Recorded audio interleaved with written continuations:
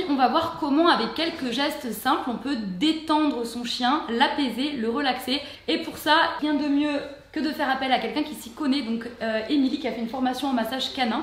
Est-ce qu'il y a une mise en place compliquée à faire? Est-ce que tout le monde peut faire ça chez soi? Oui, alors tout le monde peut faire ça chez soi. L'idéal, c'est d'être dans un endroit calme. Comment est-ce qu'on fait la mise en place si on veut bien masser son chien de manière à ce qu'il soit vraiment détendu et bien? Alors l'idéal, c'est d'avoir un tapis assez épais, on va dire, quelque chose en fait de confortable pour le chien. Ça peut être son panier habituel, ça peut être des vieux draps que vous pliez de manière à ce que ça fasse une petite épaisseur. Ça suffit largement. Est-ce que tous les chiens peuvent être massés? Est-ce qu'il y a des contre-indications? Tous les types de chiens peuvent être massés. Effectivement, il y a des contre-indications. Par exemple, on ne va pas masser un chien qui est malade, un chien qui sort d'une séance d'ostéopathie, une femelle gestante. Ça, on ne va pas masser son chien. D'accord, ok. Donc est-ce qu'il y a des précautions à prendre avant de masser son chien? Et si oui, lesquelles? Alors effectivement, il faut que le chien ait été détendu, donc de le promener, c'est important. Oui, pour dépenser toute l'énergie qui soit plus apte à recevoir. Voilà, c'est ça. Il faut éviter tout ce qui est collier long, les boucles d'oreilles longues, les écharpes, en gros on va dire les bijoux en règle générale. Évitez aussi de vous parfumer juste avant. Il faut avoir les ongles courts aussi, c'est important. Pour éviter de lui faire mal, ça j'imagine. Ouais, okay, c'est ça.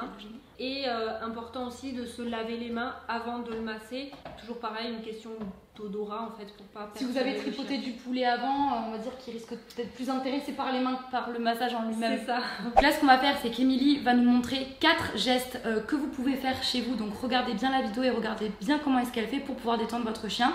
Ça y est, il est prêt. Il a envie de se faire masser. Voilà, c'est ça. Oui, bonjour, bonjour. Donc on va positionner ses mains juste devant le poitrail. On va faire des petites, comme des sortes de rotations, en prenant un petit peu la peau entre le pouce et l'index.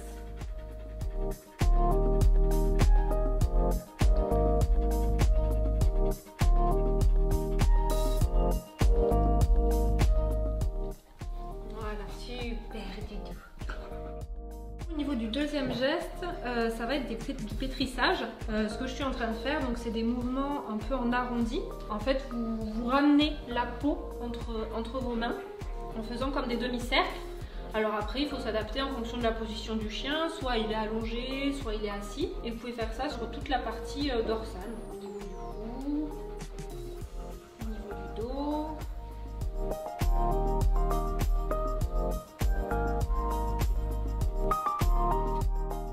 Alors le troisième geste, c'est des palpés roulés. Vous allez former comme un boudin en fait entre vos doigts. Et en ramenant le boudin et en le faisant avancer. Et vous pouvez faire ça sur toute la partie dorsale en allant jusqu'en bas des côtes. Alors très important, on ne touche pas à la colonne vertébrale, on ne touche pas à l'artère fémorale et à la carotide. Et donc le dernier geste, ça va être des tapotements et vibrations. Donc on va effectuer tout simplement comme ça avec la pulpe des doigts.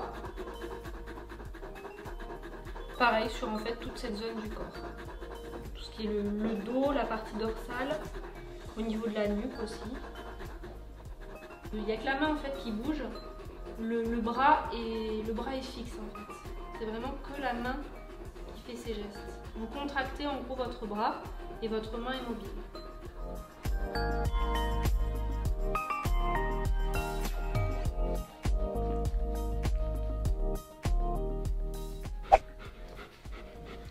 C'est agréable. Alors ces gestes-là, ça va permettre d'activer la circulation du sang et de la lymphe, de participer à la bonne santé du poil. Et bien sûr, ces gestes vont vous permettre de détendre votre chien et de renforcer le lien que vous pouvez avoir avec lui. Donc j'espère que cette petite vidéo astuces et massages aura pu vous plaire. Si vous reproduisez les mêmes gestes chez vous, n'hésitez pas à nous dire en commentaire si votre chien a été réceptif. Merci à toi Émilie d'être venue nous expliquer tout ça. Quant à moi, je vous fais de très gros bisous et on se retrouve mercredi prochain pour une nouvelle vidéo. Assure au poil.